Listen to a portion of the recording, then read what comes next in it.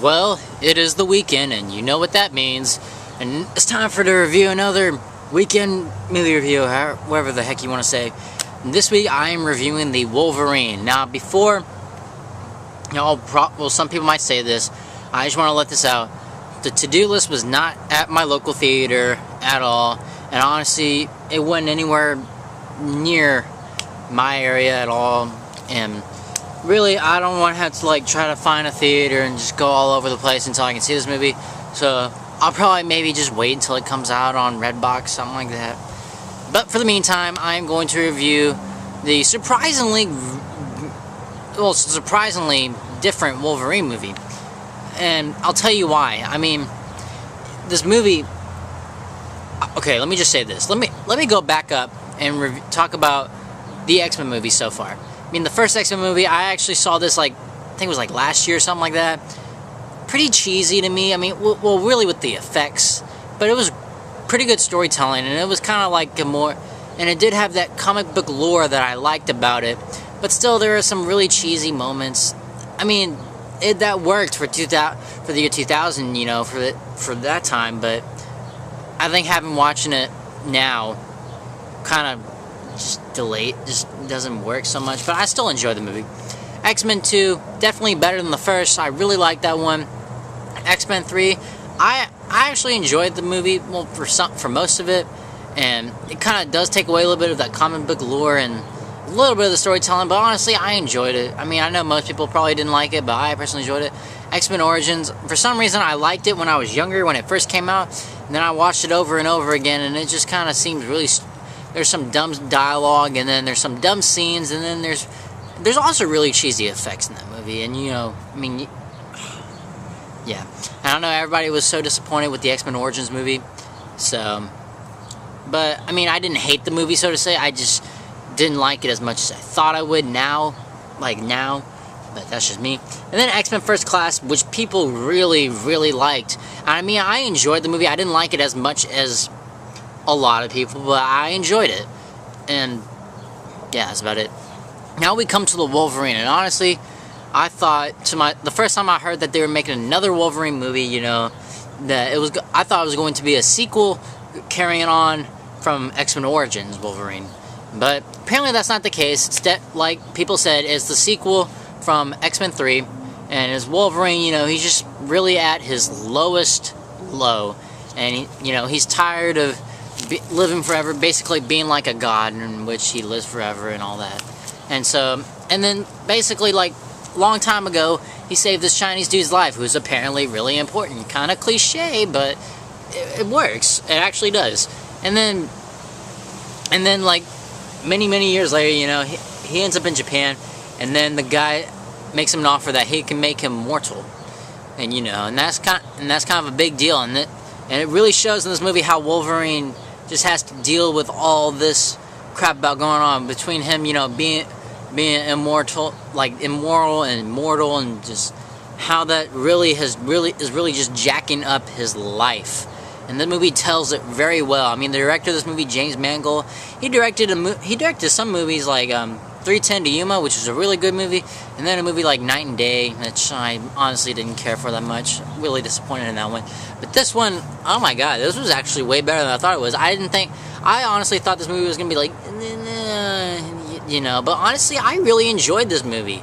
It was a very enjoyable X-Men, well, Wolverine, technically, but it's just an enjoyable movie. It's really good. I really liked this movie, and I was really shocked to hear that, or just to even think about that, because, I mean, I know there are some critics that kind of weigh down the movie a little bit, but I was really surprised at how much I actually enjoyed this movie, and the fact that I liked this movie.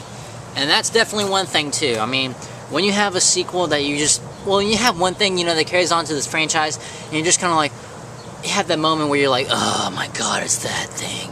It's that movie again. Oh my god. You know, you just don't want to watch it. And then, but after watching this, you know, it's like, man, they actually did very, very good. Now, James Mangold has definitely done some great movies. I remember, like 3:10 to Yuma, and then Walk the Line, which is another great movie about Johnny Cash.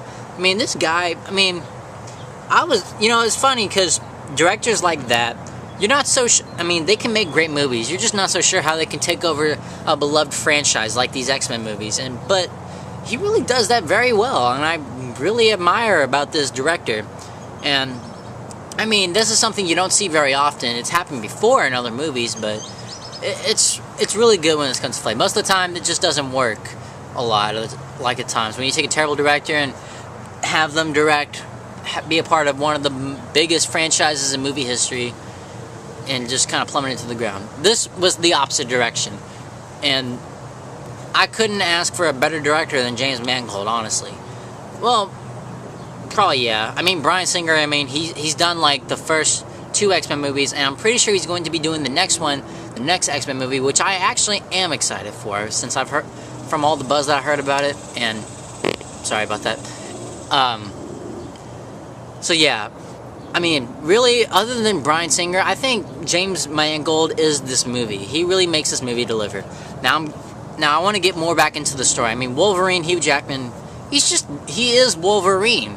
You can't take that away from him. He is Wolverine, and he's kind of he's starting to hit his late 40s now, like just barely, but he's definitely going to be around for quite some time. He really is, and he's a great actor. He really nails the role perfectly. No matter it's from X-Men 2, X-Men Origins even, he's a great actor in this movie. And it felt really weird because I didn't think I was going to like the movie. One, because I am kind of racist in the sense that having the movie be set in Japan, Tokyo, wherever the heck they are, you know, and then having those other characters, especially this love interest that he has with this one Chinese chick or whatever, I didn't think it was going to work out. It worked out. I mean, it wasn't exactly good, so to say, but it worked out in matches, and it was actually pretty good.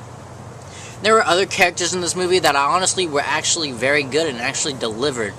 You're probably not going to remember them, and so to say, but you'll know that, like, oh, this character, he was a cool character and all this, you know. And the movie definitely has some great action moments. There's not really much. I mean, there's like a tiny bit to me, but that's just me. But the movie has really good, like, visuals, and it doesn't really have much cheesy effects, and I really like that about this movie, that they can make a legitly good movie, not make it like R.I.P.D. where it has crap load of cheesy effects, you know, like not effects that you've taken from like 20 years ago or 15, 20 years ago. This movie does it well, and taking great elements and putting them together, and also telling a story, you know, not just making a movie just to be fun at all, because this movie is not like necessarily fun. It's a dark movie, and Wolverine is a dark character, and I really respect that about not only the X-Men movies, but Wolverine in general.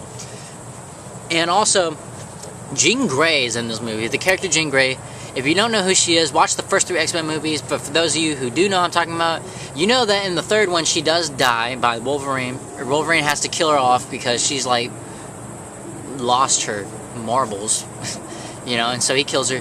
And then she's back in this movie, and I was really surprised, you know, I mean, because it kind of goes back, you know, this is a sequel to X-Men 3, or this is like the aftermath of X-Men 3, but Wolverine's portion of the story. But really, does she have a part in this movie? She actually does, and it actually really works. I mean, I was really surprised to see her in the trailers. I'm like, wait, she was supposed to die? Wait, isn't she dead already? You know, the movie really explains it very well, and I really like that. And Jean Grey, I'm actually really surprised to see her come back, and I really liked her in this movie. Now, as far as the villain goes, which is the lady with the weird-looking tongue, I think her name was Viper or something like that. I mean, a lot of people say that she could have been played by anybody, or there could have been a better villain. Honestly, I agree with that. Probably, I agree with that. I mean, this is a villain that really could be played by anybody. Honestly, I wish there was more of a better villain, maybe a more darker villain, more suitable for Wolverine. I just didn't feel like the villain was, you know, in a way suitable for Wolverine. I mean, yes, there was a great fight moment in X-Men 2 when him and that one other chick are fighting, but it felt like I was watching that scene again in this movie. Like, when they were fighting, it just didn't feel unique, and it just didn't really work as far as the story goes. But all the other elements in this movie, they are really, really, really, really good. They're great. It's just, it was a movie that really took me by surprise, and I'm really glad I enjoyed the living crap out of this movie. But let me just say this. Let me get to my ratings now. Now, this movie's not, I want to get to this movie to an 8, but it just really couldn't. But it's definitely way more than a 7, so I'm meeting in the middle and giving this movie a 7.5. I thought it was a strong Wolverine movie. As far as an X-Men movie goes, it's definitely one of the better X-Men movies, and this is the Wolverine movie literally you have been waiting for. This is something that people were expecting out of X-Men Origins and didn't get, but now can get it in this movie, just in a different setting and all that. So really, this was a very, very fun movie for the summer. Go check it out. I really recommend it. Now, well, that's my review and take on The Wolverine. A very surprisingly good comic book movie. You know, I mean, after having so many X-Men sequels, prequels, whatever, you know, I kind of just felt like I wasn't going to like this movie and be like, nah, it's nah. But honestly, I'm really glad I enjoyed this movie. Now, thanks for watching. Keep leaving me suggestions on what I should review as far as movie reviews, trailer reviews, favorites and least favorites, anything. Comment below and just let me know. And yes, I know I will be busy, you know, all week and all that. But I will not be busy this weekend as far as I know, so keep flooding my pages on my videos and let me know what movies I should review. And hopefully if I do, and hopefully I will do one either definitely tomorrow and Sunday, as long as y'all keep requesting. And then if you want, and then hopefully I can do a review sometime definitely later in the day, well, at least in Texas anyway, during the weekday. It will be a later review, or late in the day, or early in the day, wherever the heck you're from, but I will be able to do it, alright? Hopefully I will have the time to do it, hopefully not be busy, and all that crap. And, as always, be sure to like, subscribe, tell all your friends, and hopefully I will see you sometime tomorrow. Bye.